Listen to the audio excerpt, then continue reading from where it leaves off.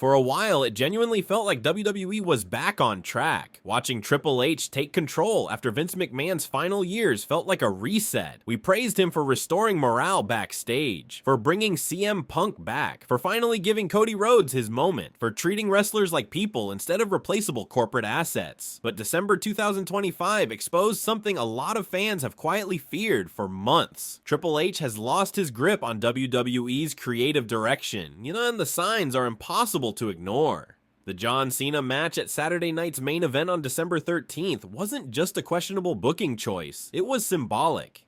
For over 20 years, John Cena built his entire career around one principle: never give up. That phrase defined his character, his merchandise, and his bond with families and children around the world. And yet, in what was billed as his final match, Triple H had him tap out to Gunther.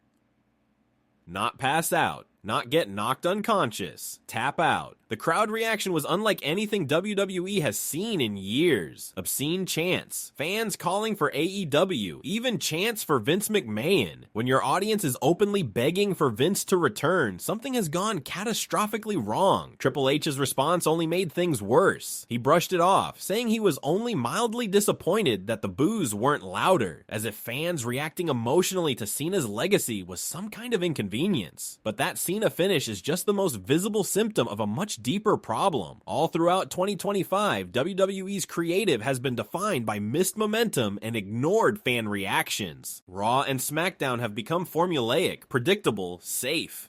Premium live events lack edge or surprise. WrestlePalooza and Survivor Series played it so conservatively that fans left feeling underwhelmed rather than energized. Even when Triple H attempts to be bold, like with Cena's heel turn, there's no long-term vision, just reactionary booking that gets abandoned weeks later. The Raw Tag Team division is a perfect example. The New Day entered 2025 as the hottest heel act in wrestling after betraying Big E. They had nuclear heat, and WWE did nothing with it. A rushed WrestleMania match, a short, forgettable title reign, barely any meaningful defenses, momentum wasted. A-Town Down Under teased a theory face turn fans were genuinely excited about, and then it vanished. When it eventually happens, it won't matter. The moment passed. Pure Fusion Collective feels directionless. The LWO has been spinning its wheels for so long it's dug a hole to China. American Made caught fire for 2 weeks before being booked into irrelevance. Then there's LA Knight, the most frustrating example of all. Here's a performer who got himself over organically. Crowd reactions, merch sales, unmistakable momentum. Fans wanted him in the main event. Instead, Triple H kept him away from it, had him lose to Gunther in the Last Time Is Now tournament finals, then booked him to be absolutely destroyed by the Vision in a beatdown that made him look weaker than ever. The company announced he was out indefinitely with a cracked sternum. Reports claim a big 2026 push is planned, but we've heard that before. By then, Knight will be 43 and the momentum will be gone. It's the same pattern we saw with Chad Gable. White hot crowd support, a perfect moment to dethrone Gunther for the Intercontinental Championship.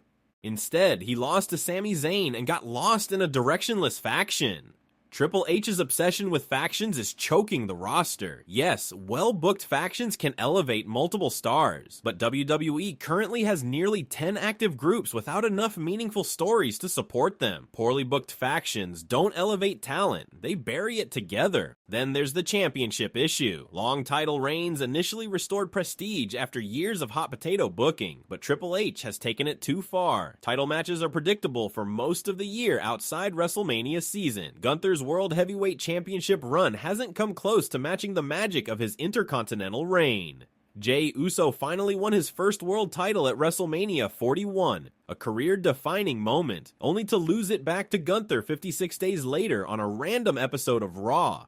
Even Rikishi publicly criticized that decision, pointing out WWE would never do that to Cena or other protected stars. When family members are calling out your booking, you have a problem. The women's division is suffering too. Despite immense talent, nearly every storyline revolves around championships. There's no room for personal feuds or character development outside the title picture. That creative limitation makes the division feel flat and repetitive. Now let's talk business, because this is where things get serious. Ticket prices have nearly doubled since the TKO merger. Average domestic prices jumped from around $75 in 2024 to over $115 in 2025. That's a 60% increase in 1 year. TKO COO Mark Shapiro openly admitted that Vince priced tickets for families, and now they're prioritizing maximum profit instead. The result, declining attendance. A SmackDown in Grand Rapids saw an 84% drop in tickets distributed compared to earlier in the year. The December 19th SmackDown at Van Andel Arena had just 1,397 tickets distributed 40 days out, compared to 8,954 for a June show.